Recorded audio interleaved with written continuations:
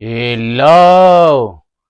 Good day or anong oras ka man, good day sa inyo or good night or good evening. Hello mga kastrok, kumusta kayo? Kumusta ang lakad natin? Kumusta ako? Kumusta tayong lahat? Sana nasa mabuting kwan tayo, nasa mabuting kalagayan. So mga kastrok, tapos na ba kayo nag-exercise? Tapos na ba kayo naglakad-lakad o ano yung ginagawa nyo? Nag-exercise ng ating kamay, nag-exercise ng nag-exercise sa mga routine nyo, daily routine. Ako mga sto, kararating ko lang galing ako naglakad doon sa naglakad doon sa labas, doon sa may malapit doon sa namin, sa may doon sa ano yun, malapit doon sa may tapat ng aming kalsada. May kwan din iskinitis daan papunta dito sa amin. Doon ako naglalakad mga kastrok. Ano bang tawag doon? Iskinitis o iskinita? Iskinitis. Sabi nila iskinitis Ngayon naman nakauwi na tayo, magkuhan naman tayo. Mag-stretching ng ating tuhod. Sige mga ka-stroke. Samahan nyo ako. Samahan nyo ako mag-stretch ng ating tuhod. Mag-stretching.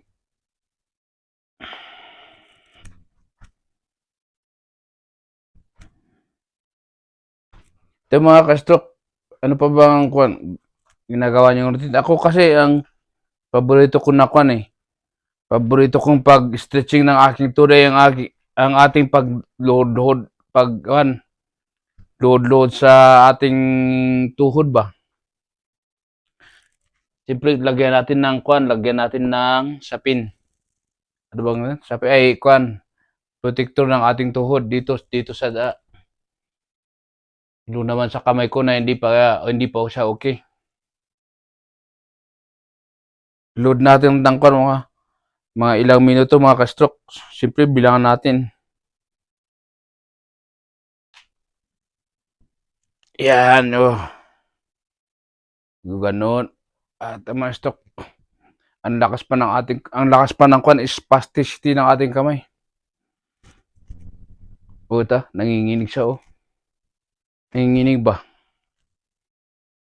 Stress natin yung tuhod natin para hindi siya mabiglang mabinat. Yan, iluhod-luhod mo lang ng ganyan mga ka-stroke. Subukan nyo kung mga ka-stroke, masarap to sa hita. Doon mas lalo na doon sa affected. Na-stress nyo yung na-stress yung ating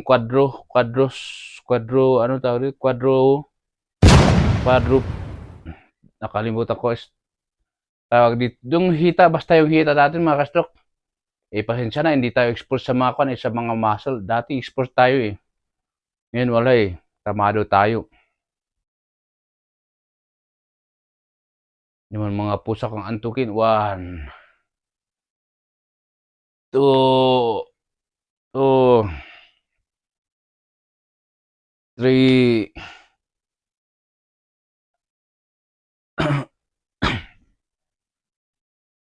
Siyempre, mga ka-stroke, pag confidence na kayo sa balance nyo, pwede nyo igalaw-galaw yung affected na kamay sa akin. Ganyan yung ginagawa ko Kasi hindi ko pa siya kayang iangat ng Hindi pa niya kayang iangat ng kusa. Ay magbuka. Ibuka yung gumanon pala. Yung iangat, ganyan lang siya. I-move mo siya ng ganyan. Ganito. Alam ko naibukuan ko na to mga ka-stroke Na-vlog ko na to Pero sa akin kasi na hindi pa ako masyadong naka-advance sa aking recovery siyempre hirap pa rin tayo gumalaw, mabagal. Kailangan natin pagsipagan. Ano yung mga ka-stroke natutunan ko sa na ito, mga pangyayaring nagaganap nangyari sa atin kailangan talaga pagtiyagaan natin ang ating katawan. Hindi natin pabayaan yung mag-exercise ka lang ng isang beses, dalawang beses, tapos magsasawa ka na. Hindi ganoon ang isip natin, ang mindset natin mga ka-stock ay tuloy lang, huwag tayong manawa. Sabi ng Tagalog, huwag kang manawa para hindi ka rin mapagsawaan pala.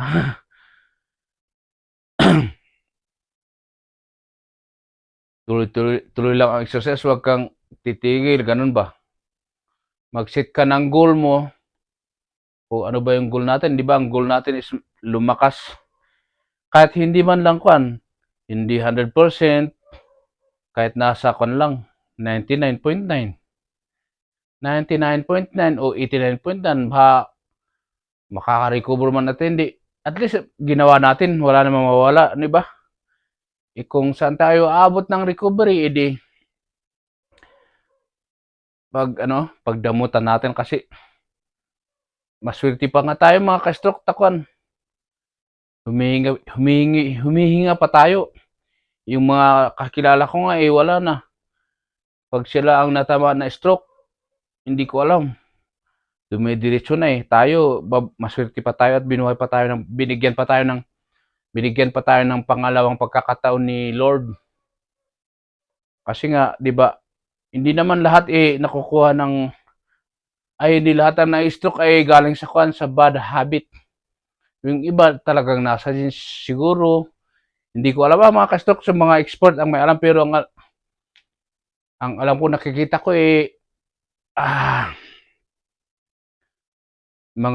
may mga genes sa amin kasi mga ka-stroke, sa akin pala, sa case ko.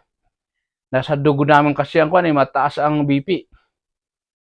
Yung tatay ko mataas, yung mga tita ko, hindi ko alam, ako lang yata ang pinakabata sa amin na lahi na tinamaan ng ganitong mas lalong napabayaan ko pa kasi matigas ang ulo natin.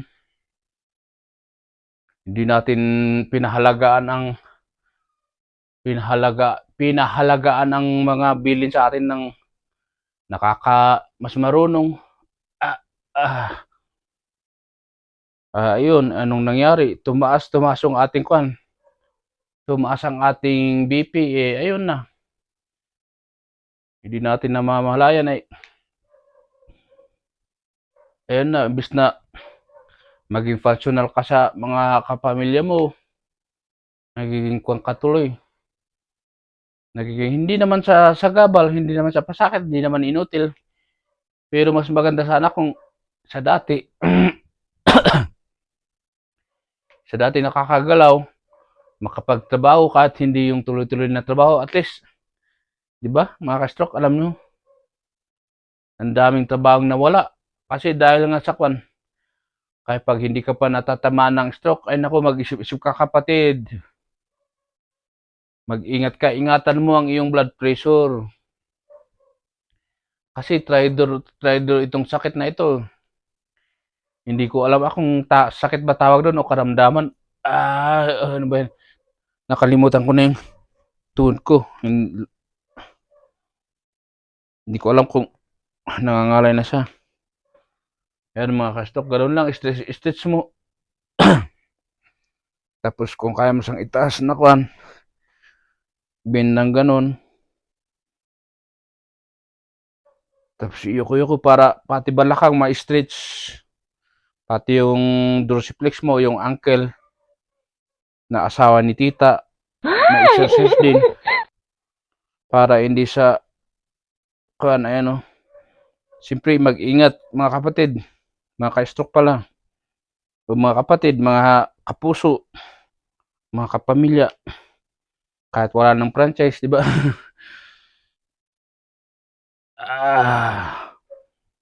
Yan mga kapatid, ay mga ka-stroke, mga kapuso. Kung kaya mo siyang ibalik natin. Ayan. Tapos stretch mo ulit.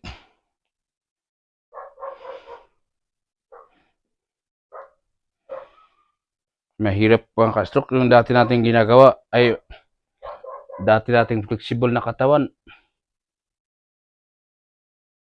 hindi na natin kayang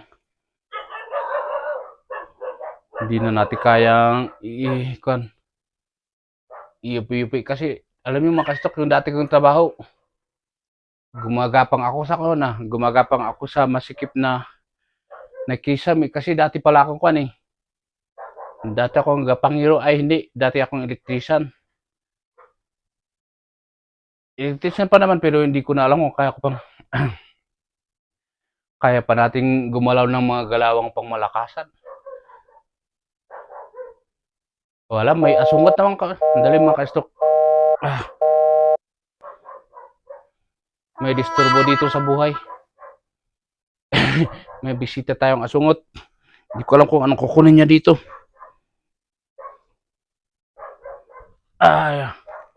Ganun lang mga ka-stock.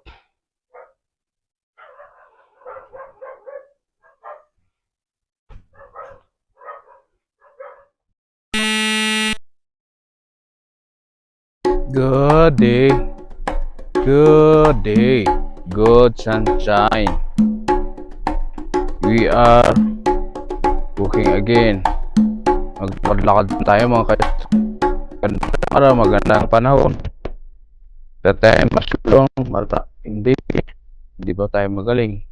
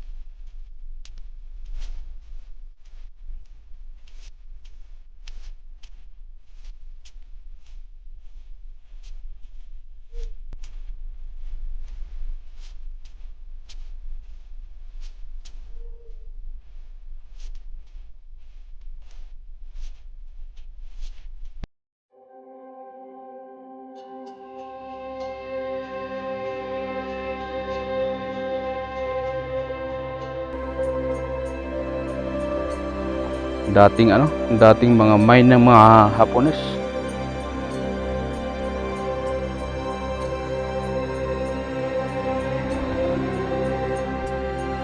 Ang layo natin yata dito, hindi natin natapaabot sa audio mga ka-stroke. Naririnig niyo ba ako mga ka-stroke? Kung naririnig niyo ako mga ka-stroke,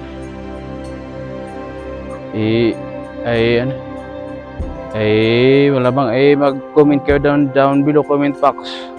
Mag-comment kayo dyan sa box natin, comment box section pala. At siyempre wag mo rin kalimutan mag-subscribe.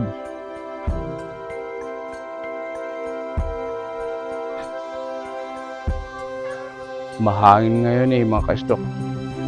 Malapit na kasi ang papasok ang kanyata ay amihan. Marapit na ang taglamig, Pasko. Is December, nararamdaman nyo na ba yung malamig ang simoy ng hangin? Malamig ang simoy ng hangin, ganun. Ito mga ka-stock, huwag natin kalimutan maglakad-lakad. Pag may time kayo, maglakad kayo kahit doon sa lang. Kahit doon sa kahit doon sa bakuran nyo. Kahit 4 na step, 5 step. Para hindi daw sa manigas mga ka-stock yung ating mga tawag yun, litid at saka muscle. Oo, tama, litid ba yun? Litid yung mga natin, yung muscle na nagdikit sa buto at buto at muscle natin.